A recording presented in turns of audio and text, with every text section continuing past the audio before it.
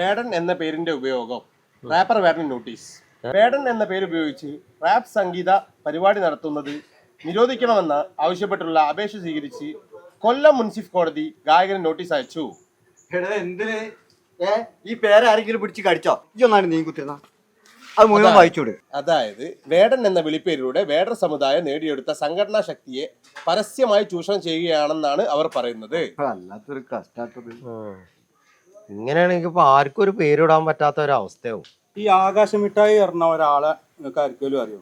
ഞാൻ കുറെ ദിവസമായി ഈ കത്തുകൊണ്ട് നടക്കാൻ തുടങ്ങി. 3-4 പ്രാവശ്യം വന്നു മടങ്ങിപ്പോയി. ഈ ആളെ ആർക്കെങ്കിലും അറിയെങ്കിൽ ഒന്ന് പറഞ്ഞു. ആകാശമിട്ടായി ഈ അഡ്രസ് നേരെ വായിക്കേ. അതിൽ കൊടുത്തിരിക്കുന്നത് കട്ട ലോക്കൽ പുരയിൽ. അത് ഇയാളെ അഡ്രസ് അല്ലേ? ഇയാളെ അഡ്രസ് അല്ലേ? അങ്ങോട്ട് തരി. ഇത് എനിക്കുള്ള നിങ്ങളെ അത്രയും ദിവസം നടന്നിരുന്നത് പിക്കല്ല, എന്റെ ഭാര്യക്കാ. എന്റെ ഭാര്യന്റെ ആങ്ങളെ കൊൽക്കത്തയിലുണ്ട്.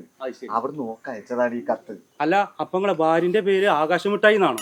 ഏയ്, എന്റെ ഭാര്യന്റെ പേര് ആകാശമിഠായി എന്നൊന്നല്ല.